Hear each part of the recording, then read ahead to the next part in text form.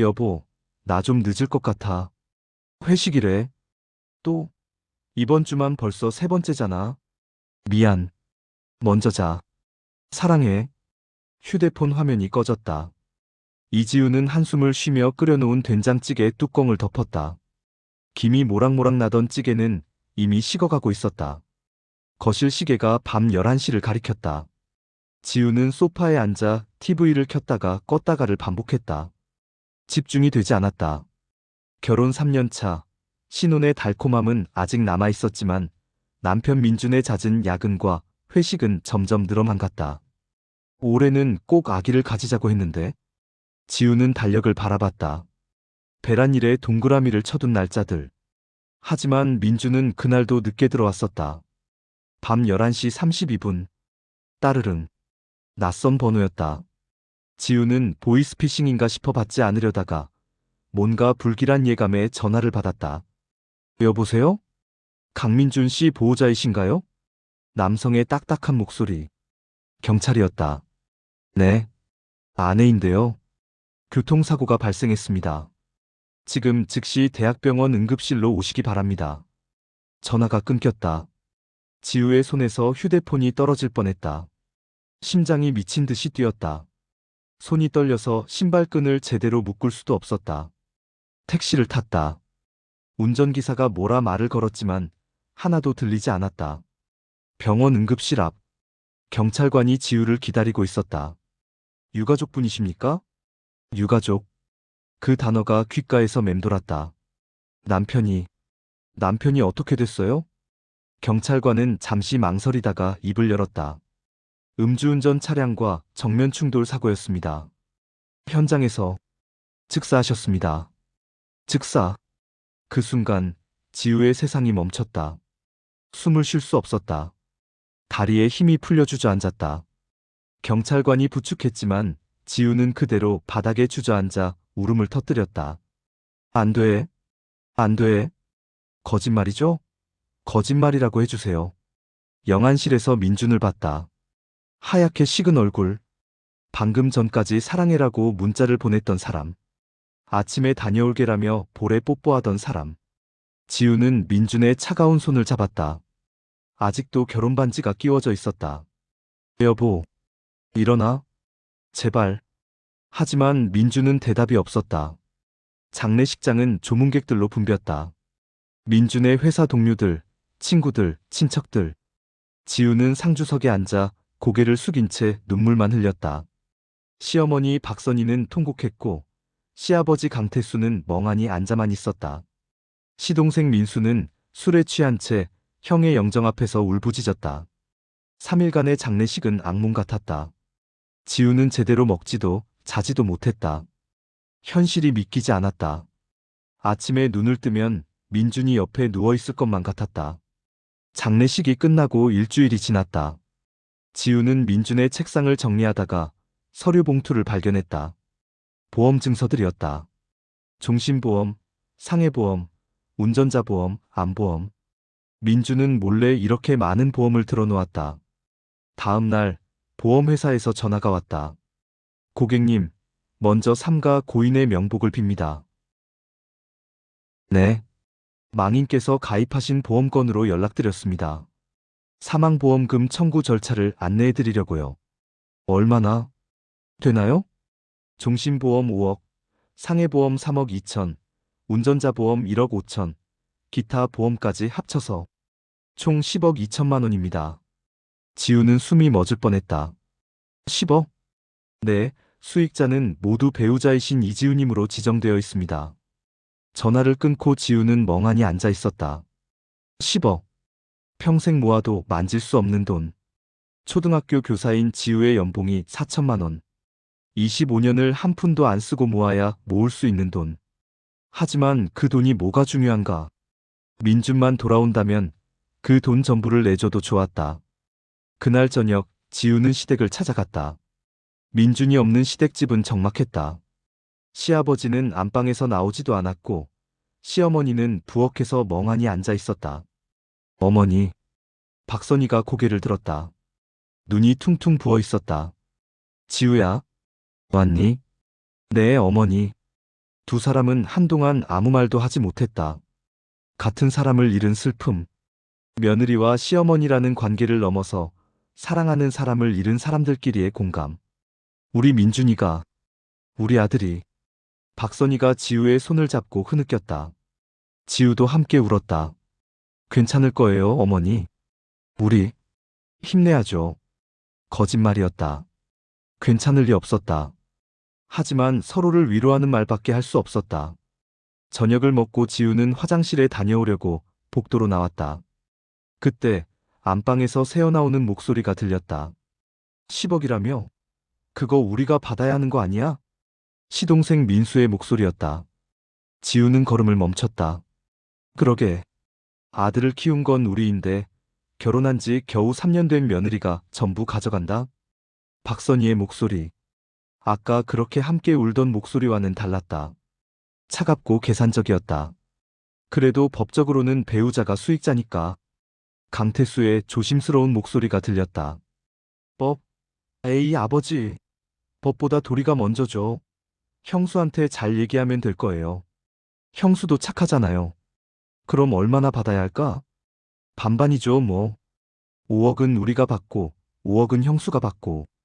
5억이면 내 빚도 다 갚고. 그렇죠. 그리고 아버지 어머니 노후 자금도 되고요. 지우는 그 자리에서 얼어붙었다. 숨소리조차 내지 못했다. 심장이 쿵쿵 뛰었다. 민준이가 죽은 지 겨우 일주일밖에 안 됐는데 화장실에서 나와 거실로 돌아왔을 때 세 사람은 아무렇지 않은 얼굴로 TV를 보고 있었다. 박선희가 웃으며 말했다. 지우야, 차 한잔 할래? 아니요, 어머니. 저 먼저 들어갈게요. 그래, 조심히 가. 집으로 돌아오는 길, 지우는 계속 그 대화가 머릿속을 맴돌았다. 손이 떨렸다. 다음 날 아침, 초인종 소리에 지우는 잠에서 깼다. 시계를 보니 오전 9시였다. 학교는 애도 휴가로 한 달간 쉬는 중이었다. 현관문을 열자 시댁 식구들이 서 있었다. 박선희, 강태수, 민수. 세 사람 모두. 어머니, 아버지. 무슨 일이세요? 지우야, 우리 들어가서 이야기 좀 하자. 박선희의 목소리는 평소와 달리 진지했다. 지우는 불안한 마음에 세 사람을 거실로 안내했다. 소파에 앉은 박선희가 먼저 입을 열었다. 지우야, 보험금 받는다며? 네. 얼마나 된다더라? 10억. 조금 넘는다고 들었어요. 거실에 잠시 침묵이 흘렀다. 강태수는 시선을 피했고 민수는 지우를 빤히 쳐다봤다. 그게 말이야. 박선희가 말을 이었다. 우리 민준이를 누가 키웠니? 32년 동안 먹이고 입히고 가르친 게 누군데. 대학 등록금만 해도 얼마야? 결혼 비용도 우리가 절반 됐잖아. 지우는 입술을 깨물었다. 우리가 전부 달라는 게 아니야. 그건 우리도 양심이 있지. 근데 너도 알잖아. 반은 우리 거라고 봐야 하는 거 아니야? 어머니, 5억만 우리한테 줘. 그럼 네가 5억, 우리가 5억. 공평하잖아. 민수가 거들었다. 형수, 저도 형이 살아있었으면 당연히 도와줬을 거예요. 제 사업 빚이 2억인데. 형이 알면 얼마나 마음 아파하겠어요. 지우는 머리가 복잡했다. 민준을 잃은 슬픔에 아직도 제대로 서 있지도 못하는데 이런 이야기를 하다니. 어머니, 저는 아직 정리가 안 됐어요. 시간을 좀. 시간? 뭘 정리해? 이건 당연한 거잖아. 박선희의 목소리가 높아졌다. 우리가 32년 동안 키운 아들이야. 그 돈은 민준이 피 같은 거라고. 3년 결혼했다고 네가 전부 가져가는 게 말이 돼? 어머니, 목소리 좀 낮추세요. 강태수가 말렸지만 박선희는 이미 흥분한 상태였다. 아니, 나는 이해가 안 가. 며느리 주제에 시부모 생각은 안 하고. 며느리 주제에. 그 말이 지우의 가슴을 찔렀다. 생각. 해보겠습니다. 생각? 생각할 게 뭐가 있어. 당장 보험금 받으면 우리한테 보내. 어머니. 지우가 처음으로 목소리를 높였다. 제발. 민준이 죽은 지 겨우 일주일밖에 안 됐어요. 저 아직 장례식장에서 본 민준이 얼굴이 눈에 서네요. 그런데 지금 돈 이야기를 하시는 게 너무 박선희의 얼굴이 굳었다. 그래, 알겠어. 내 속마음 알겠어. 우리를 무시하는 거지? 좋아. 좋아. 우리도 방법이 있어. 세 사람은 그렇게 나가버렸다. 현관문이 쿵 하고 닫혔다. 지우는 소파에 주저앉아 눈물을 흘렸다. 민준이 없는 세상은 너무 가혹했다. 그날 저녁, 지우는 친구 한소연에게 전화를 걸었다. 대학 동기였던 소연은 지금 로펌에서 일하는 변호사였다. 소연아, 지우야, 무슨 일이야? 목소리가 왜 그래? 나, 어떡하지? 지우는 울먹이며 오늘 있었던 일을 모두 털어놨다. 시댁에서 보험금을 반으로 나누자고 한 것, 박선희의 강압적인 태도, 며느리 주제라는 말까지. 소연은 전화기 너머에서 한숨을 쉬었다. 지우야, 정신 차려. 그 사람들 지금 너 완전 호구로 보는 거야. 하지만 어머니 말씀도 일리가 있잖아. 민준이를 키운 건 사실이고 일리는 무슨, 법적으로 너한테 전액 갈 돈이야. 민준 씨가 수익자를 너로 지정한 거잖아. 그게 민준 씨의 뜻이었던 거고. 그래도 가족인데. 지우야, 내 말 들어봐. 내가 변호사니까 확실히 말해줄게. 보험금 수익자 지정은 법적 효력이 있어. 이건 상속이 아니라 민준 씨의 의사로 너한테 주는 거야. 시댁분들은 법적으로 한 푼도 받을 권리가 없어. 정말? 응. 그리고 지우야, 만약 네가 주고 싶어서 주는 거면 몰라. 근데 강요당해서 주면 안 돼. 그게 시작이면 끝이 없어. 소연의 말이 맞았다. 하지만 지우는 여전히 혼란스러웠다. 내일 내가 너네 집으로 갈게. 일단 아무 결정도 하지 마. 알았지? 응. 고마워, 소연아. 전화를 끊고 지우는 민준의 사진을 바라봤다. 행복하게 웃고 있는 민준. 여보, 나 어떻게 해야 돼? 당신이라면 뭐라고 했을까? 하지만 민준은 대답할 수 없었다.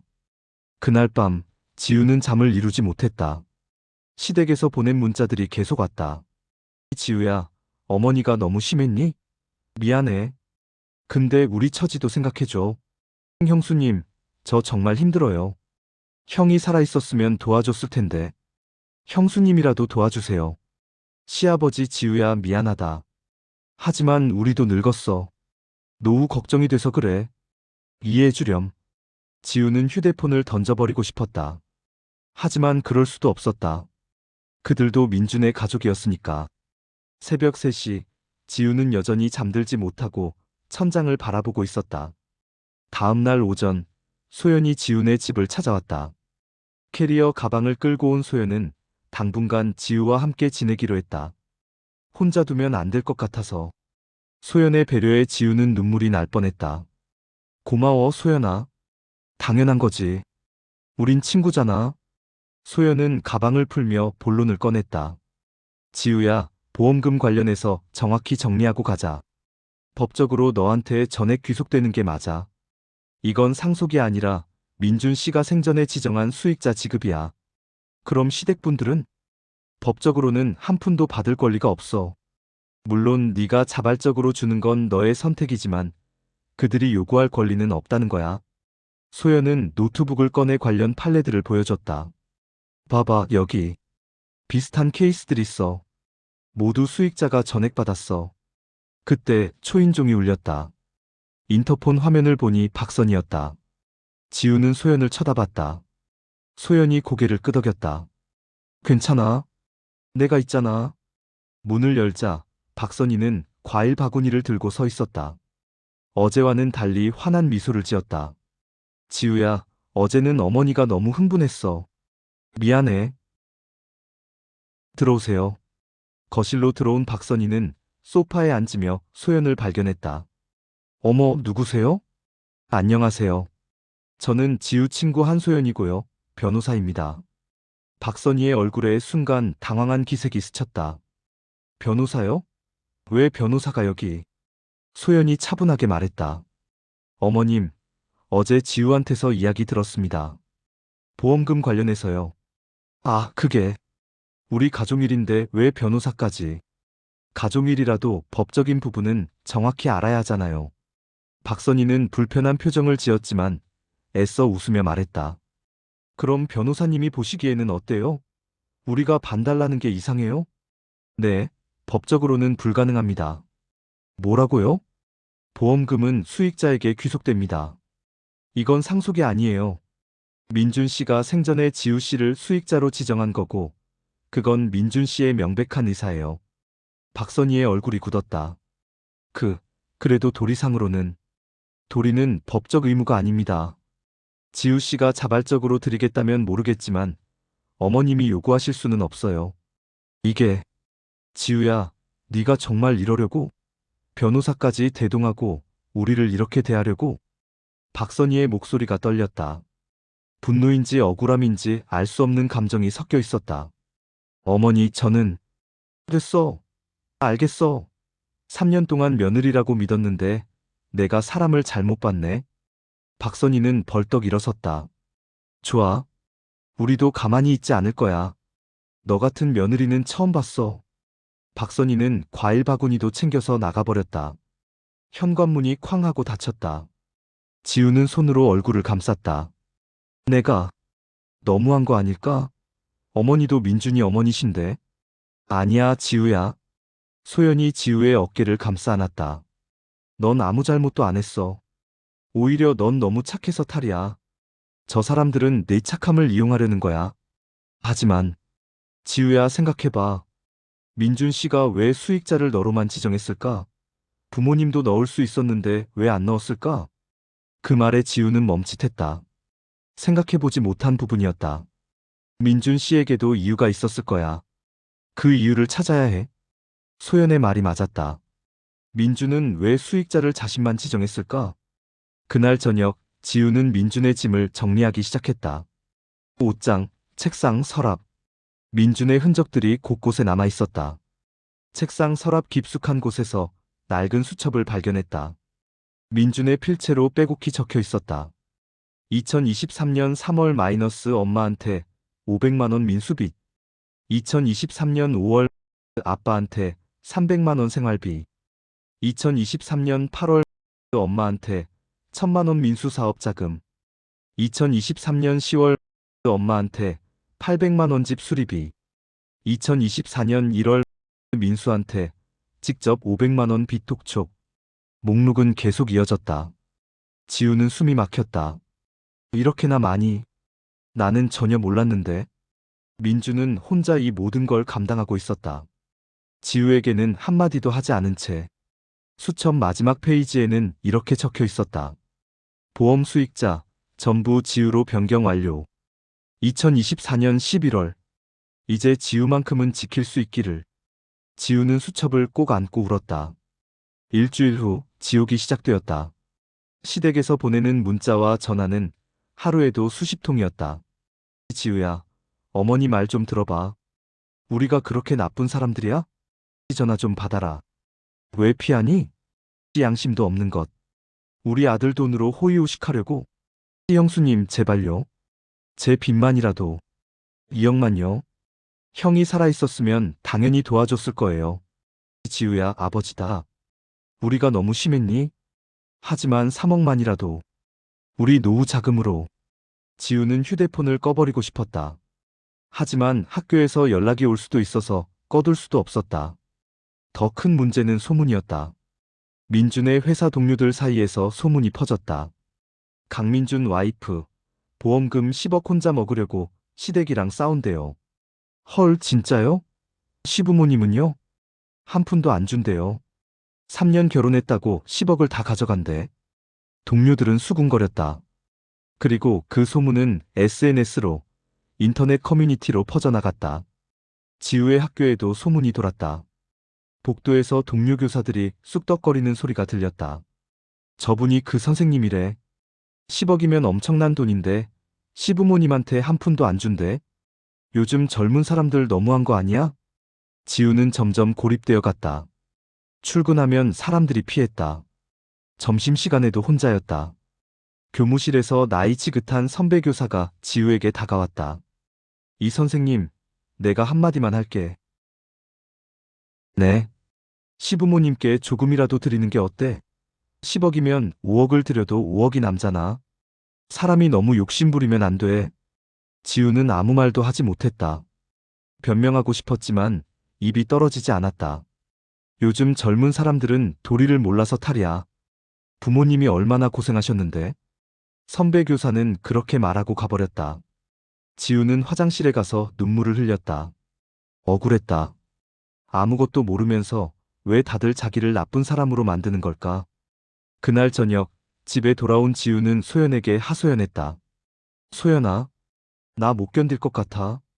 학교에서도 길에서도 다들 나를 나쁜 사람으로 봐. 견뎌야 해, 지우야. 사람들은 진실을 몰라. 겉모습만 보고 판단하는 거야. 하지만 너무 힘들어. 바로 그때 지우의 휴대폰이 울렸다. 낯선 번호였다. 여보세요? 재수 씨, 저 민준이 회사 동료 김대우입니다. 민준의 동료. 장례식 때 본 적이 있는 사람이었다. 아, 네. 안녕하세요. 재수 씨, 죄송한데 내일 시간 되시면 잠깐 만날 수 있을까요? 재수 씨한테 꼭 드릴 말씀이 있어서요. 무슨, 전화로는 곤란하고요. 내일 점심때 커피숍에서 뵐 수 있을까요? 지우는 소연을 쳐다봤다. 소연이 고개를 끄덕였다. 네, 알겠습니다. 다음 날, 지우는 소연과 함께 커피숍으로 갔다. 김대우는 이미 와서 기다리고 있었다. 재수 씨 오셨어요. 이쪽 분은 제 친구 한소연이에요. 변호사고요. 아, 네. 안녕하세요. 세 사람은 조용한 구석자리에 앉았다. 김대우는 커피를 한 모금 마시고 조심스럽게 입을 열었다. 재수 씨, 민준이가 죽기 한 달 전에 저한테 말했어요. 네? 부모님이 계속 돈을 요구한다고요. 동생 빚도 갚아주고 집 수리비도 대주고 한 달에 몇백씩 나간대요. 지우는 숨을 죽였다. 민준이가 많이 힘들어했어요. 저한테 술 먹으면서 털어놨거든요. 형, 나 이러다 미칠 것 같아. ATM 기계가 된 기분이야 라고. 그런 말을. 민준이가 그래서 보험금 수익자를 전부 재수 씨로 바꿨대요. 부모님한테는 절대 안 가게 하려고. 정말요? 김대우는 가방에서 봉투를 꺼냈다. 이거 민준이가 회사 책상에 보관하고 있던 거예요. 민준이 죽고 나서 제가 정리하다가 발견했어요. 재수 씨 앞으로 된 거라서 가져왔습니다. 봉투에는 지우에게라고 적혀 있었다. 민준의 필체였다. 지우는 떨리는 손으로 봉투를 열었다. 안에는 편지가 들어 있었다. 지우야, 이 편지를 읽고 있다면 나한테 무슨 일이 생긴 거겠지. 미안해. 항상 지켜주지 못해서. 너한테 말 못한 게 있어. 우리 부모님이랑 민수 때문에 많이 힘들었어. 결혼하고 나서 더 심해졌어. 한 달에도 몇 번씩 돈 달라고 연락 와. 민수 빚, 엄마 미용실 비용, 아빠 골프 회원권, 집 수리비. 거절하면 엄마가 울면서 네가 효자인 줄 알았는데 이러고 민수는 형이 나버렸어 라고 하고. 지우야, 나 정말 힘들었어. 너한테 말하면 네가 마음 아파할까봐 혼자 견뎠어. 그래서 보험금 수익자를 전부 너로 바꿨어. 내가 죽으면 최소한 너만큼은 지키고 싶었어. 절대 우리 부모님한테 주지 마. 이기적으로 들리겠지만 엄마 아빠는 평생 나한테서 빼앗기만 했어. 이번만큼은 널 지키고 싶어. 그 돈으로 네가 하고 싶었던 거 다 해. 여행도 가고 맛있는 것도 먹고 예쁜 옷도 사. 그리고 행복해져. 제발. 나는 못 지켜줬지만 그 돈이 널 지켜줄 거야. 사랑해, 지우야. 항상 사랑했어. 마이너스 민준. 편지를 읽는 내내 지우의 눈물이 떨어졌다. 편지지가 눈물로 얼룩졌다. 민준아, 미안해. 나는 몰랐어. 네가 그렇게 힘들었는지. 소연도 김대우도 눈시울이 붉어졌다. 재수 씨, 민준이 뜻대로 하세요. 시댁분들한테 절대 주지 마세요. 김대우가 진지하게 말했다. 민준이가 그렇게까지 해서 지키려고 한 거예요. 지우는 고개를 끄덕였다. 네. 민준이 뜻. 지킬게요. 며칠 후 더 큰 사건이 터졌다. 지우의 학교 교장실로 박선희가 찾아온 것이다. 교무실에 있던 지우에게 교감이 급히 연락했다. 이 선생님, 교장실로 좀 올라오세요. 네? 무슨 일이? 어머님이 오셨다는데? 지우는 불안한 마음에 교장실로 향했다. 문을 열자 박선희가 교장 앞에서 큰 소리로 떠들고 있었다. 이게 말이 됩니까? 시부모 굶기는 사람이 교사 자격이 있어요? 어머님 진정하시고. 진정은 무슨? 우리 며느리가 10억을 혼자 먹으려고 해요. 우리는 한 푼도 안 주고. 교장은 난처한 표정으로 지우를 쳐다봤다. 이 선생님, 이게 무슨 일입니까? 교장 선생님, 죄송합니다. 제가 밖에서. 지우는 박선희를 복도로 데려갔다. 어머니, 왜 이러세요? 학교까지 찾아오시면 어떡해요? 왜? 네가 전화도 안 받고 피하잖아. 이렇게라도 해야 정신 차리지. 어머니, 5억이 뭐가 아까워? 아니, 3억만이라도, 2억만이라도 달라고. 박선희의 목소리는 복도에 울려 퍼졌다. 다른 교실에서 학생들과 교사들이 쳐다봤다. 어머니, 제발. 여기서는. 안 돼. 너 오늘 당장 약속 안 하면 나 여기서 안 가. 결국 교감과 다른 교사들이 나와서 박선희를 진정시켰다. 하지만 소동은 이미 학교 전체에 퍼졌다. 교장은 지우를 불러 조용히 말했다. 이 선생님, 개인적인 일이지만 학교 명예도 생각해 주세요. 이런 일이 반복되면 곤란합니다. 지우는 고개를 숙였다. 죄송합니다. 그날 저녁 더 큰 충격이 기다리고 있었다. 등기우편이 도착했다. 법원에서 온 소장이었다. 보험금 부당이득 반환 청구 소송. 원고 박선희, 강태수, 강민수, 피고 이지우. 청구 금액 5억 원. 소연이 소장을 읽어보고 한숨을 쉬었다. 진짜 소송을 걸었네. 이걸 어떻게? 걱정 마. 이길 수 있어. 하지만 재판은 길고 힘들 거야. 그리고 그 과정에서 지우 너한테 상처가 많이 갈 거야. 소장 내용은 황당했다. 시댁 측 주장. 며느리는 3년밖에 함께하지 않았으나 30년 넘게 키운 부모가 더 많은 권리가 있다. 보험료는 시댁에서 지원해준 생활비로 낸 것이므로 시댁에도 권리가 있다. 며느리의 독차지는 신의 측에 위배되며 반사회적 행위다. 고인의 진정한 뜻은 부모님을 봉양하는 것이었으므로 보험금도 부모님께 가야 한다. 모두 거짓말이거나 억지 주장이었다. 소연아, 이거 정말 이길 수 있어?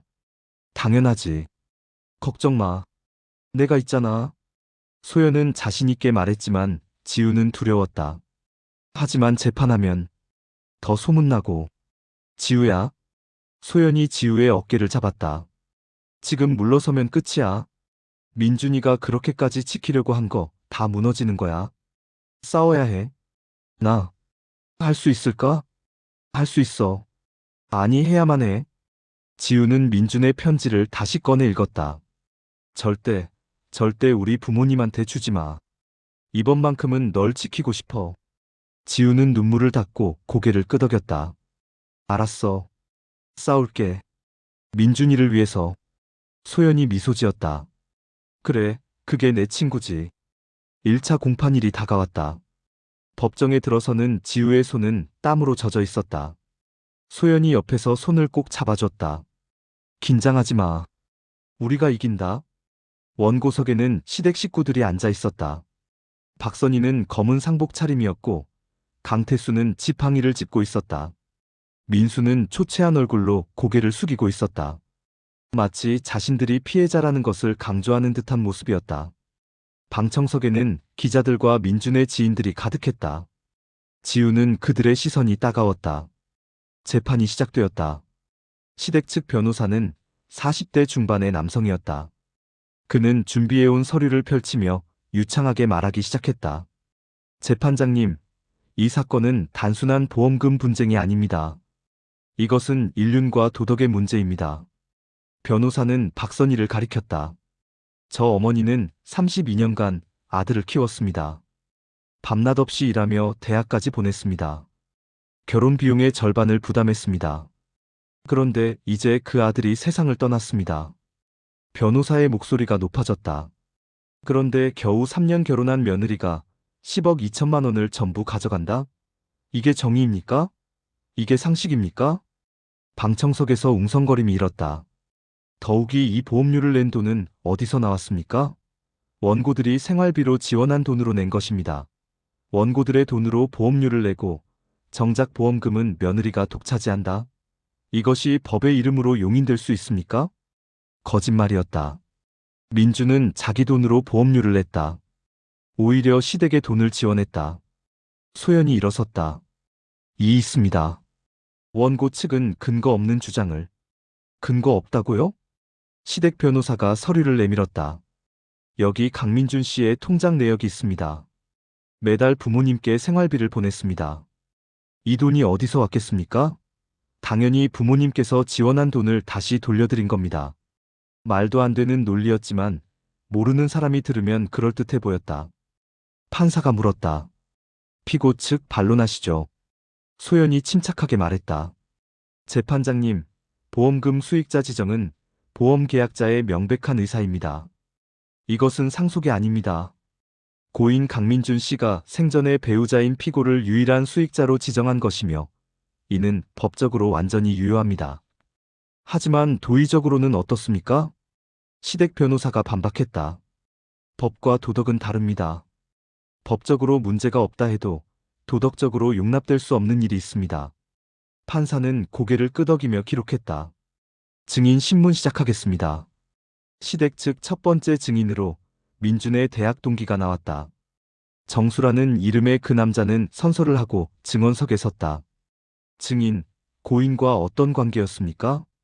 대학 동기였고 친한 친구였습니다. 고인이 부모님에 대해 어떻게 말했습니까?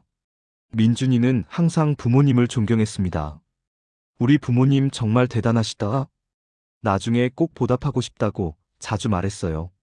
그렇다면 고인이 살아있었다면 부모님께 보험금을 드렸을까요? 당연합니다. 민준이는 효자였으니까요. 거짓말이었다. 하지만 증명할 방법이 없었다. 지우는 분노가 치밀었다. 소연이 반대 신문을 시작했다. 증인, 고인과 마지막으로 만난 게 언제입니까? 한 2년 전쯤? 2년 전이면 고인이 결혼하기 전이네요. 그 이후로는 만난 적이 없죠? 네, 그렇지만. 그럼 증인은 고인의 결혼 생활이나 최근 상황을 전혀 모르는 거네요? 그건 더 이상 질문 없습니다. 하지만 데미지는 이미 입혀졌다. 방청석 사람들은 효자였던 아들이라는 이미지를 각인받았다. 그날 저녁 인터넷 기사가 쏟아졌다. 보험금 10억 소송, 며느리 대 시부모. 누가 옳은가? 32년 키운 아들, 3년 결혼한 며느리. 보험금은 누구 것? 댓글란은 난리였다. 며느리가 너무하네. 조금이라도 줘야지. 10억이면 5억씩 나눠도 되잖아. 요즘 젊은 것들 진짜. 시부모 불쌍하다 유유. 물론 반대 의견도 있었다. 법적으로 며느리 돈인데? 수익자 지정한 게 고인 뜻이잖아. 왜 며느리만 욕먹어야 함? 하지만 비난이 압도적으로 많았다. 지우는 학교에 출근할 수조차 없었다. 학생 학부모들이 저런 선생님한테 우리 아이를 맡길 수 없다며 항의했다. 교장은 지우에게 휴직을 권했다. 이 선생님, 이번 학기는 좀 쉬는 게 어때요? 사실상 강제 휴직이었다. 길을 걸으면 사람들이 수군거렸다. 저 사람이 그 며느리래. 에휴, 겉만 멀쩡하지. 마트에서 물건을 사려는데 옆 사람이 힐끔힐끔 쳐다봤다. 지우는 집에만 틀어박혀 지냈다. 밥도 제대로 먹지 못했다. 체중은 일주일 만에 OKG에 빠졌다. 소연이 걱정했다. 지우야, 이러다 너 쓰러지겠어. 뭐라도 먹어. 입맛이 없어. 지우야, 정신 차려. 우리가 이겨야 해. 소연아, 나 정말 못할 것 같아. 모두가 날 나쁜 사람으로 보잖아. 학교도 못 가고 길거리도 못 다니고. 지우는 눈물을 흘렸다. 차라리 그냥 줘버릴까. 그럼 이 지옥에서 벗어날 수 있잖아. 안 돼. 소연이 지우의 어깨를 흔들었다. 지우야, 민준 씨 편지 기억해. 절대 주지 말라고 했잖아. 하지만 너무 힘들어. 그때 지우의 휴대폰이 울렸다. 모르는 번호였지만 받았다. 여보세요? 이지우 씨 맞으십니까? 네. 저는 민준 씨 회사 후배 박지훈이라고 합니다. 지훈은 고개를 들었다. 민준 선배 장례식 때 한번 뵀는데 혹시 기억하시나요? 아, 네. 재수 씨, 제가 증언할 게 있습니다. 증언이요? 네. 재판에서 증언하고 싶습니다. 민준 선배가 시댁 때문에 얼마나 힘들었는지. 지우의 눈이 커졌다. 정말요? 네. 내일 변호사님이랑 만날 수 있을까요? 다음 날, 박지우는 소연의 사무실로 찾아왔다. 20대 후반의 젊은 직장인이었다. 변호사님, 재수씨. 제가 아는 걸 다 말씀드릴게요. 박지우는 휴대폰을 꺼냈다. 민준 형이 제게 이런 카톡들을 보냈어요. 휴대폰 화면에는 민준과 박지훈의 대화가 있었다. 2024년 9월 지훈아, 오늘도 엄마한테 전화 왔어. 민수 빚 500만 원 갚아달래. 이번 달만 벌써 세 번째야. 형, 그건 좀. 나 진짜 미치겠어. 내가 ATM 기계냐? 2024년 10월 결혼하고 나서 더 심해진 것 같아. 지우한테 패 끼치기 싫어서 내 월급에서 다 주는데 한도 끝도 없네. 2024년 11월 보험금 수익자 다 지우로 바꿨어. 내가 죽으면 최소한 지우는 지키고 싶어. 소연은 화면을 캡처하며 물었다. 이거 법정에서 증거로 제출해도 되겠습니까? 네, 괜찮습니다. 혹시 다른 증거도 있습니까? 박지훈이 고개를 끄덕였다. 민준 형이 회사에서 시어머니한테 전화 받는 거 봤어요. 여러 번 회사 앞까지 찾아오신 적도 있어요. 회사 앞까지요? 네. 2024년 8월쯤이었을 거예요. 형이 점심시간에 나갔다가 시어머니를 만났어요. 큰 소리로 싸우는 거 동료들이 다 봤어요. 무슨 내용이었습니까? 돈 달라고. 형이 이번 달은 어렵다고 했는데 시어머니가 동생이 급하다. 무슨 수를 써서라도 구해와라고. 지우는 숨이 막혔다. 민준이 그런 일을 겪고 있었다니. 다른 동료들도 증언할 수 있습니까? 네, 제가 물어볼게요. 형을 좋아했던 동료들이 많았거든요. 희망이 보이기 시작했다. 소연이 지우에게 말했다. 지우야, 우리가 이길 수 있어. 조금만 더 버텨. 하지만 시련은 계속되었다. 다음 날, 박선희가 TV 인터뷰에 나왔다. 지역 방송이었지만 곧 인터넷에 퍼졌다. 눈물을 흘리며 말하는 박선희. 저는 그저 아들이 보고 싶을 뿐입니다. 돈이 중요한 게 아니에요. 우리 노후 자금, 그것만이라도 며느리가 이해해줬으면. 인터뷰어가 물었다. 어머님, 며느리분께 하고 싶은 말씀이 있으신가요? 지우야, 제발. 우리도 내 식구야. 왜 우리를 이렇게 대하니? 어머니가 뭘 그렇게 잘못했니? 박선희는 카메라 앞에서 흐느꼈다. 영상은 순식간에 조회수 100만을 넘겼다. 댓글은 더 악랄해졌다. 며느리 진짜 악마네. 저런 사람이 교사라니. 시어머니 불쌍해서 못 보겠다. 지우는 더 이상 인터넷을 볼 수 없었다. 2차 공판이 다가왔다. 이번에는 피고 측 차례였다. 소연은 철저히 준비했다. 법정에 들어선 지우는 이전보다 야위어 있었다. 하지만 눈빛만큼은 또렷했다. 재판이 시작되고 소연이 일어섰다. 재판장님, 피고 측 증인을 신청합니다. 박지훈 씨입니다. 박지훈이 증인석에 섰다. 선서를 하고 자리에 앉았다. 증인, 고인과 어떤 관계였습니까? 회사 후배였고 가까운 친구였습니다.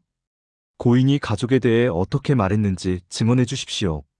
박지우는 심호흡을 하고 입을 열었다. 민준 형은 가족 때문에 많이 힘들어했습니다. 특히 부모님과 동생의 지속적인 금전 요구 때문에. 시댁 변호사가 벌떡 일어났다. 이 있습니다. 근거 없는. 근거 있습니다.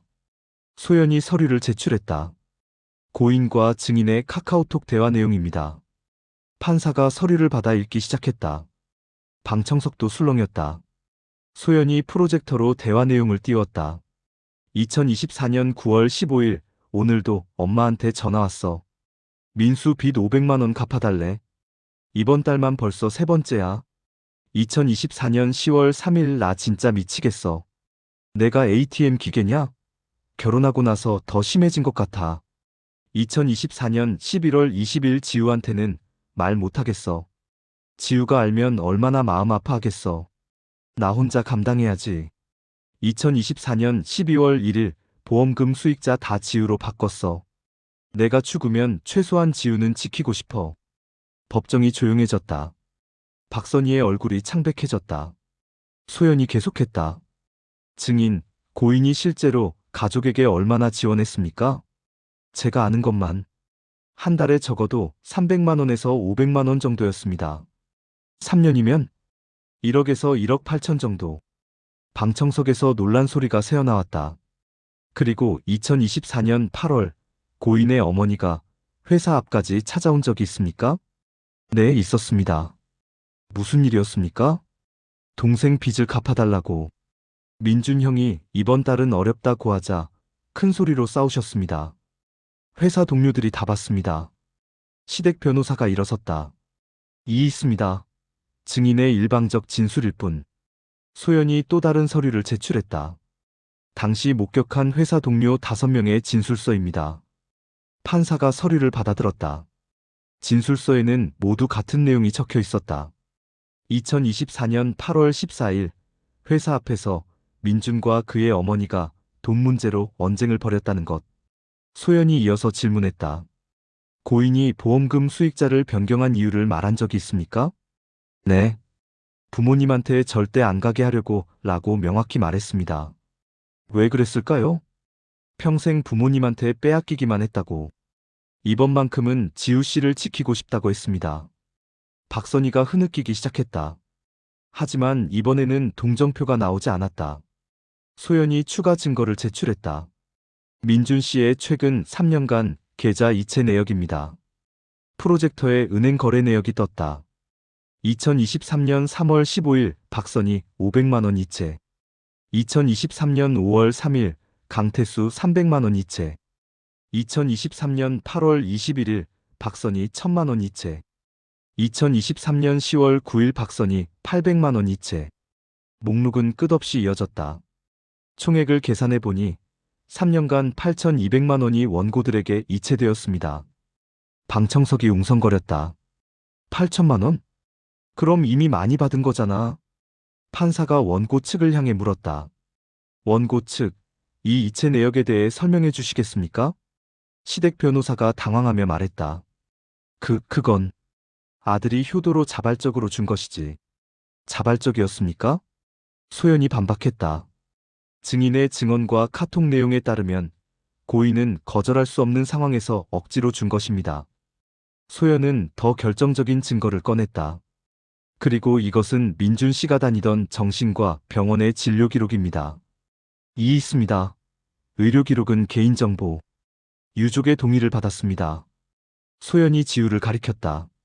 지우가 고개를 끄덕였다. 판사가 허가했고 소연은 진료 기록을 제출했다. 민준 씨는 2024년 6월부터 우울증으로 정신과 치료를 받았습니다. 진단서를 보면 프로젝터에 진단서가 떴다.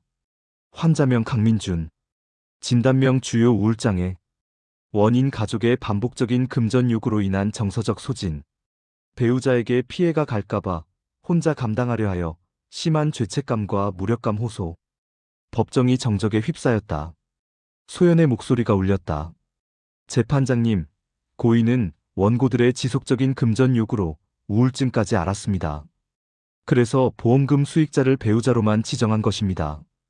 이것이 고인의 명백한 뜻입니다. 박선희가 울음을 터뜨렸다. 하지만 이번에는 죄책감 때문인지 슬픔 때문인지 알 수 없었다. 강태수는 고개를 푹 숙이고 있었다. 민수는 창백한 얼굴로 멍하니 앉아 있었다. 판사가 말했다. 오늘 공판은 여기까지 하겠습니다. 다음 공판일에 최종 변론을 듣겠습니다. 법정을 나서는 지우에게 사람들의 시선이 달라져 있었다. 이제는 동정과 미안함이 섞인 눈빛이었다. 밖으로 나가자 기자들이 몰려들었다. 이지우 씨, 한 말씀만. 시댁의 금전 요구가 사실입니까? 남편분이 우울증을 앓은 건 알고 계셨습니까? 소연이 지우를 감싸며 기자들을 막았다. 오늘은 여기까지입니다. 차에 타자마자 지우는 눈물을 흘렸다. 민준아, 미안해. 내가, 내가 몰랐어. 소연이 지우의 등을 두드렸다. 지우야, 이제 다 끝나간다. 조금만 더. 그날 저녁, 인터넷 여론이 완전히 뒤집혔다.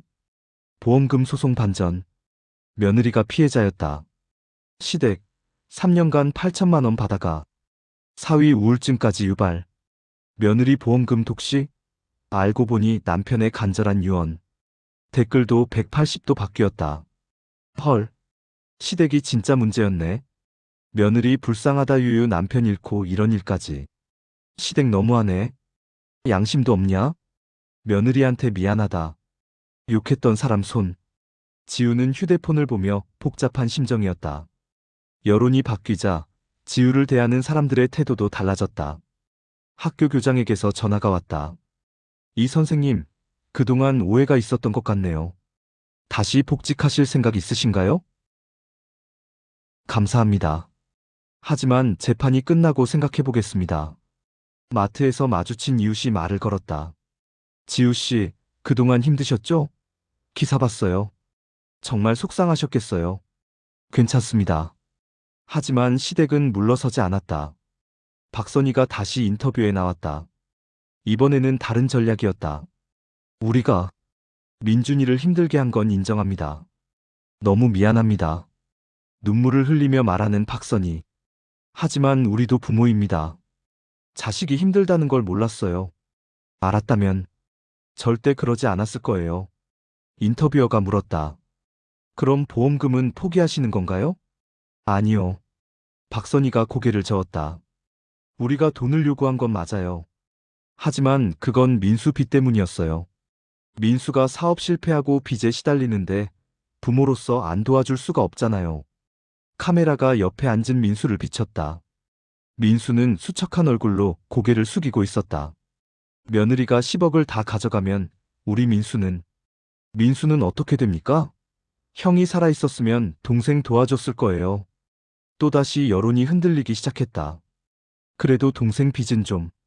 10억이면 2억 정도는 줘도 되지 않나? 가족인데 너무 매정한 거 아님? 하지만 이번에는 반대 의견도 만만치 않았다. 동생 빚은 동생이 갚아야지. 형 죽였는데 또 돈 달라고? 며느리 돈인데 왜 자꾸 달라고 해? 소연이 지우에게 말했다. 저 사람들 끝까지 포기 안 할 거야. 최종 변론 준비 철저히 해야 해. 다음 날 예상치 못한 사람이 지우를 찾아왔다. 민준의 또 다른 친구 이진우였다. 고등학교 동창이라고 했다. 재수 씨, 처음 뵙겠습니다. 무슨 일이세요? 이진우는 USB를 꺼냈다. 이거 민준이가 제게 맡긴 거예요. 만약에 자기한테 무슨 일이 생기면 재수 씨한테 전해달라고. 이게 뭔데요? 영상입니다. 민준이가 직접 찍은 영상이요. 지우는 떨리는 손으로 USB를 받았다. 집에 돌아와 노트북에 USB를 꽂았다. 영상 파일이 하나 있었다. 재생 버튼을 눌렀다. 화면에 민준이 나타났다. 살아있을 때의 민준. 지우는 숨이 멎었다. 지우야. 민준의 목소리. 지우는 화면에 손을 댔다. 이 영상을 보고 있다면 나한테 무슨 일이 생긴 거겠지. 미안해. 민준은 잠시 말을 멈췄다가 계속했다. 지우야, 나 고백할 게 있어. 우리 가족, 특히 엄마 아빠랑 민수 때문에 많이 힘들었어. 너한테 말 못한 게 너무 미안해. 영상 속 민주는 울먹이고 있었다. 결혼하고 나서 더 심해졌어. 한 달에도 몇 번씩 돈 달라고 연락 와. 거절하면 엄마가 울고, 민수는 형이 날 버렸다고 하고. 나 정말 힘들었어. 그래서 보험금 수익자를 전부 너로 바꿨어. 절대 우리 부모님한테 주지 마. 제발. 민준의 눈에서 눈물이 흘렀다. 엄마 아빠는 나쁜 사람들은 아니야. 그냥 자식한테 의존하는 게 습관이 된 거지. 민수도 마찬가지고. 하지만 나는 이제 지쳤어. 평생 가족 ATM으로 살고 싶지 않아. 이번만큼은 너를 지키고 싶어. 민준이 카메라에 가까이 다가왔다. 지우야, 나 없어도 행복해. 그 돈으로 하고 싶은 거 다 해. 여행도 가고 맛있는 것도 먹고 그리고 언젠가 좋은 사람 만나서 다시 행복해져. 나는 괜찮아. 그게 내 바람이야. 사랑해, 지우야. 정말 많이 사랑했어. 영상이 끝났다. 지우는 화면을 껴안고 울었다. 민준아, 민준아. 소연이 영상을 보고 말했다. 지우야, 이거 법정에서 틀어야 해. 응. 민준이 뜻. 다들 알아야 해. 최종 공판일. 법정은 그 어느 때보다 많은 사람들로 가득 찼다. 이 사건은 이미 전국적인 관심사가 되어 있었다. 시댁 측 최후 변론이 먼저 시작되었다. 변호사가 일어나 말했다. 재판장님, 이 사건은 법과 인정 사이의 갈등입니다. 법적으로는 피고가 오를 수 있습니다. 하지만 인간의 도리는 어떻습니까? 변호사는 박선희를 가리켰다. 저 어머니를 보십시오. 32년간 아들을 키웠습니다.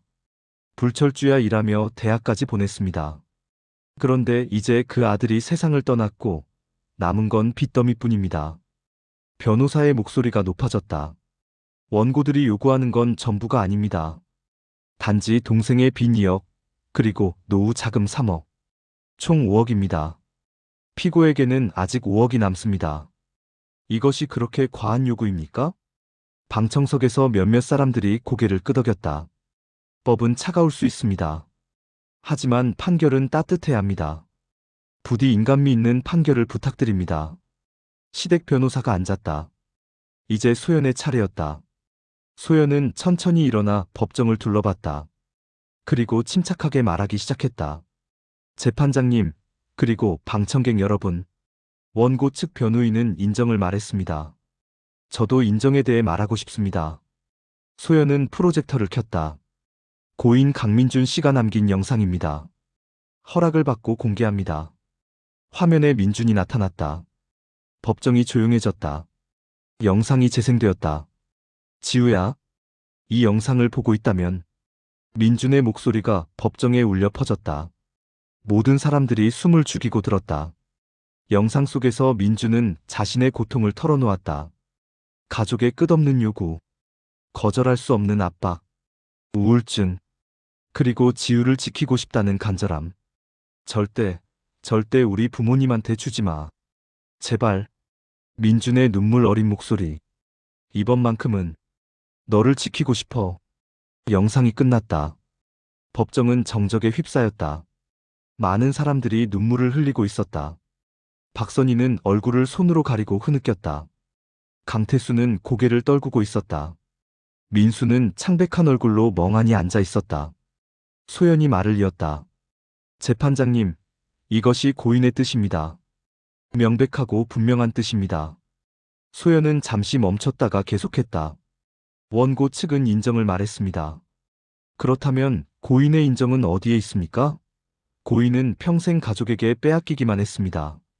거절하면 죄책감을 느끼게 만들었습니다. 우울증까지 유발했습니다. 그렇게 힘들었던 고인이 마지막으로 한 일이 무엇입니까? 사랑하는 아내를 지키는 것이었습니다. 보험금 수익자를 아내로 지정하고 영상까지 남겼습니다. 소연의 목소리가 울렸다. 이제 원고들은 또다시 요구합니다. 5억을 달라고. 동생 빚을 갚아달라고. 노후 자금을 달라고. 하지만 재판장님, 묻고 싶습니다. 언제까지입니까? 5억을 주면 끝입니까? 그 다음에는 또 무엇을 요구할 것입니까? 소연은 지우를 가리켰다. 피고 이지우 씨는 사랑하는 남편을 잃었습니다. 그 슬픔도 채 가시기 전에 이런 소송에 휘말렸습니다. 학교에서 쫓겨났습니다. 거리에서 손가락질을 받았습니다. 인터넷에서 악플에 시달렸습니다. 하지만 그녀는 끝까지 싸웠습니다. 왜일까요? 소연은 잠시 멈췄다. 돈 때문이 아닙니다. 남편의 마지막 뜻을 지키기 위해서입니다. 그때 지우가 자리에서 일어났다. 재판장님, 제가 한 말씀 드려도 될까요? 판사가 허락했다. 지우는 떨리는 목소리로 말하기 시작했다. 어머니, 아버지. 지우가 시댁 쪽을 바라봤다. 처음에 저는 정말 드릴까 생각했어요. 어머니, 아버지가 민준이를 얼마나 사랑하셨는지 알거든요. 박선희가 고개를 들었다. 하지만 민준이의 편지를 읽고 영상을 보고 깨달았어요. 민준이가 얼마나 힘들었는지. 지우의 목소리가 떨렸다. 저는 민준이 옆에 있으면서도 몰랐어요. 민준이가 그렇게 고통받는 줄. 제가 너무 무심했어요. 눈물이 흘렀다. 이제라도 민준이를 지켜주고 싶어요. 민준이의 마지막 소원을 이루어주고 싶어요. 지우는 박선희를 똑바로 쳐다봤다. 어머니, 저는 이 돈이 필요해서 싸우는 게 아니에요. 민준이의 마음을 지키고 싶은 거예요. 지우의 목소리에 힘이 실렸다. 민준이는 마지막까지 저를 지켜주려고 했어요. 이제는 제가 민준이를 지켜줄 차례예요. 법정은 숙연해졌다. 박선희가 흐느끼기 시작했다. 이번에는 진심 어린 울음이었다. 미안해. 지우야. 정말 미안해. 판사가 말했다. 잠시 휴정하겠습니다. 30분 후 재판이 재개되었다. 판사가 선고를 시작했다. 판결을 선고하겠습니다. 법정의 모든 사람들이 숨을 죽였다. 원고 패소. 피고 이지우에 대한 보험금 반환 청구를 기각합니다. 박선희가 고개를 떨구었다. 하지만 항의하지 않았다. 판사가 계속했다. 보험금 수익자 지정은 보험계약자의 명백한 의사표시입니다. 고인 강민준 씨는 생전의 배우자인 피고를 유일한 수익자로 지정했으며 심지어 영상을 통해 그 이유까지 명확히 밝혔습니다. 원고들의 주장은 법적 근거가 없으며 도의적으로도 받아들이기 어렵습니다. 판사는 잠시 멈췄다가 덧붙였다. 다만 이 사건을 보며 생각했습니다. 법적 권리와 도덕적 의무는 다릅니다. 오늘 법은 법적 권리를 지켰습니다. 하지만 가족 간의 상처는 법으로 치유할 수 없습니다. 판사는 양측을 바라봤다. 양측 모두 고인을 사랑했다는 것을 기억하시기 바랍니다. 그 사랑이 서로에게 상처가 되지 않기를 바랍니다. 이상 선고를 마치겠습니다. 망치 소리가 울렸다. 재판이 끝났다. 법원 밖. 지우는 계단에 앉아 하늘을 바라봤다. 파란 하늘에 흰 구름이 떠 있었다. 민준아, 내가 해냈어. 내 뜻. 지켰어. 소연이 옆에 앉았다. 수고했어, 지우야. 고마워, 소연아. 너 없었으면 정말 못 이겼을 거야. 당연한 거지, 뭘. 우린 친구잖아. 이제 뭘 해야 할까? 지우가 물었다. 민준이가 원하는 거 해야지. 소연이 미소 지었다. 지우도 고개를 끄덕였다. 응. 민준이가 하고 싶어 했던 것들 해주고 싶어. 3개월 후 지우는 작은 사무실에 서 있었다. 문패에는 이렇게 적혀 있었다. 강민준 교육장학재단. 5억 원을 출연해 만든 재단이었다. 가난하지만 꿈이 있는 학생들을 돕는 장학재단. 민준이가 항상 하고 싶어 했던 거예요. 지우가 기자에게 설명했다. 가난해서 꿈을 포기하는 학생들이 없었으면 좋겠다고. 그게 민준이 꿈이었어요. 재단 설립 기념식이 열렸다. 많은 사람들이 찾아왔다. 민준의 친구들, 회사 동료들, 그리고 예상치 못한 사람들도 있었다. 시아버지 강태수와 시어머니 박선이었다. 지우는 놀라 그들을 맞이했다. 어머니, 아버지. 박선이는 많이 수척해져 있었다. 머리에는 흰머리가 늘어 있었다. 지우야, 어머니, 우리 들어가도 될까? 네, 물론이죠. 재단 사무실로 들어간 박선희는 민준의 사진을 보고 눈물을 흘렸다. 민준아, 엄마가 미안해. 강태수도 고개를 숙였다. 우리가 정말 잘못했어. 지우야, 어머니. 박선희가 무릎을 꿇었다. 미안해, 지우야. 정말 미안해. 어머니, 일어나세요. 지우가 박선희를 일으켰다. 내가 미쳤었어. 아들을 잃은 슬픔보다 돈에 눈이 멀었어. 박선희는 계속 울었다. 민준이가, 우리 민준이가 그렇게 힘들었는데. 나는 몰랐어. 아니, 알면서도 모른 척했어. 강태수가 말했다. 내가 무능해서 아들한테만 기댔어. 정말 미안하다. 지우는 두 사람을 의자에 앉혔다. 저도 완전히 용서하긴 힘들어요. 솔직히요. 박선희가 고개를 끄덕였다. 그래, 당연해. 하지만 지우는 장학재단 현판을 가리켰다. 민준이는 어머니 아버지를 사랑했어요. 힘들어도 지쳐도 끝까지 사랑했어요. 지우야, 그러니까 조금씩 천천히 다시 시작할 수 있지 않을까요? 박선희가 지우를 꼭 안았다. 고맙다. 정말 고맙다. 민수는요? 지우가 물었다.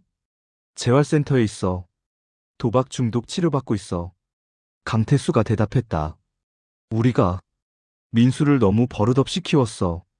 이제라도 바로잡으려고. 잘하셨어요. 그날 이후 시댁과의 관계는 조금씩 회복되기 시작했다.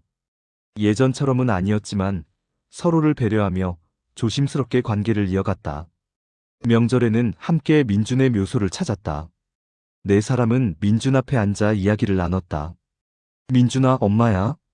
엄마가 정말 미안해. 네가 그렇게 힘들었는데. 민준아, 지우 씨가 내 이름으로 장학재단 만들었어. 넌 정말 좋은 사람 만났구나. 여보, 잘 지내고 있어? 나도 잘 지내고 있어. 걱정하지 마. 바람이 불었다. 마치 민준이 대답하는 것 같았다. 1년 후, 지우는 장학재단 운영에 전념하고 있었다. 벌써 50명의 학생들이 장학금을 받았다. 첫 장학생 중 한 명이 서울대학교에 합격했다. 민준이 다녔던 바로 그 학교. 선생님, 합격했어요. 학생이 울며 지우를 안았다. 축하해. 정말 잘했어. 선생님 덕분이에요. 장학금 없었으면 대학 못 갔을 거예요. 아니야. 네 노력 덕분이야. 지우는 학생을 바라보며 민준을 떠올렸다. 민준도 이렇게 기뻐했을 것이다. 또한 지우는 새로운 프로젝트도 시작했다. 유족법률지원센터.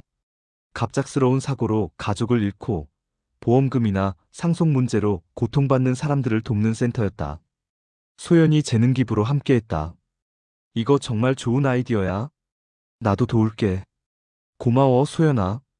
센터를 통해 이미 20명이 넘는 유족들이 도움을 받았다. 지우처럼 억울한 일을 당하는 사람들에게 희망이 되었다. 어느 봄날, 지우는 민준의 묘 앞에 앉아 있었다. 벚꽃이 흩날리고 있었다. 여보, 장학생 중에 서울대 합격한 애 있어. 민준이 학교야. 기쁘지? 바람이 불었다. 처음엔 너무 힘들었어. 왜 날 두고 먼저 갔냐고, 왜 이런 시련을 주냐고. 많이 원망했어. 지우는 웃으며 말했다. 하지만 이제 알았어. 민준이가 남긴 건 돈이 아니었어. 용기였어. 나 혼자 설 수 있는 힘. 옳은 것을 위해 싸울 수 있는 용기. 그걸 준 거야. 지우는 민준의 사진에 손을 댔다. 고마워, 민준아. 그리고 사랑해. 항상 사랑할게. 그날 오후 지우는 학교로 복직했다. 1년 만이었다. 아이들이 환하게 웃으며 맞이했다. 선생님, 돌아오셨어요? 응, 선생님 돌아왔어. 지우도 환하게 웃었다. 오랜만에 진심으로 웃는 것 같았다. 교무실 책상에는 편지가 한 통 놓여 있었다. 장학생 중 한 명이 보낸 편지였다. 선생님, 저는 선생님 덕분에 꿈을 포기하지 않았어요. 감사합니다. 저도 나중에 선생님처럼 다른 사람들을 도와주고 싶어요. 지우는 편지를 읽으며 눈시울이 붉어졌다. 민준아, 네가 꿈꾸던 세상 조금씩 만들어가고 있어. 창밖으로 햇살이 들어왔다. 따뜻하고 포근한 햇살. 지우는 더 이상 10억을 독차지한 며느리가 아니었다. 그녀는 사랑하는 사람의 뜻을 지킨 아내였고 어려운 학생들에게 희망을 주는 교육자였으며 유족들에게 용기를 주는 활동가였다. 시련은 그녀를 무너뜨리지 못했다. 오히려 더 강하고 더 지혜롭고 더 따뜻한 사람으로 만들었다. 민준이 남긴 10억은 단순한 돈이 아니었다. 그것은 사랑이었고 신뢰였고 새로운 시작이었다. 그리고 지우는 그 선물을 세상과 나누고 있었다. 5년 후 강민준 교육장학재단은 전국 규모로 성장했다. 매년 100명 이상의 학생들이 장학금을 받고 있었다. 유족법률지원센터도 전국 5개 지점으로 확대되었다. 수백 명의 유족들이 도움을 받았다. 지우는 이 모든 성과를 인정받아 대통령 표창을 받았다. 시상식에서 지우는 민준의 사진을 가슴에 품고 상을 받았다. 이 상은 제 것이 아닙니다. 제 남편 강민준의 것입니다. 지우의 목소리가 울렸다. 남편은 저에게 돈이 아니라 사랑을 남겼습니다. 그 사랑으로 저는 일어섰고 다른 사람들을 도울 수 있었습니다. 박수 소리가 터져 나왔다. 관객석에는 박선희와 강태수가 앉아 있었다. 두 사람은 눈물을 흘리며 박수를 쳤다. 시상식이 끝나고 지우는 두 사람에게 다가갔다. 어머니, 아버지, 오셨어요? 응, 우리 며느리 자랑스러워서. 박선희가 지우를 안았다. 민준이가 정말 좋은 사람을 만났구나. 하늘에서 얼마나 뿌듯해할까. 민준이 덕분이에요. 다 민준이가 준 거예요. 저녁, 세 사람은 함께 민준의 묘를 찾았다. 민준아, 지우 씨가 대통령 표창 받았어. 내 이름으로. 여보, 자랑스럽지? 나 잘하고 있지? 아들아, 아빠도 이제 작은 일 하면서 살고 있어. 네 동생 민수도 재활 끝나고 취직했어. 세 사람은 민준과 함께 시간을 보냈다. 그날 밤, 지우는 꿈을 꾸었다. 민준이 나타났다. 활짝 웃고 있었다. 잘했어, 지우야. 정말 잘했어. 민준아, 이제 나 걱정하지 마. 너는 행복해도 돼. 하지만 나는 괜찮아. 너 행복한 게 나한테 제일 큰 선물이야. 민준이 지우를 안았다. 사랑해, 지우야. 항상 사랑할게.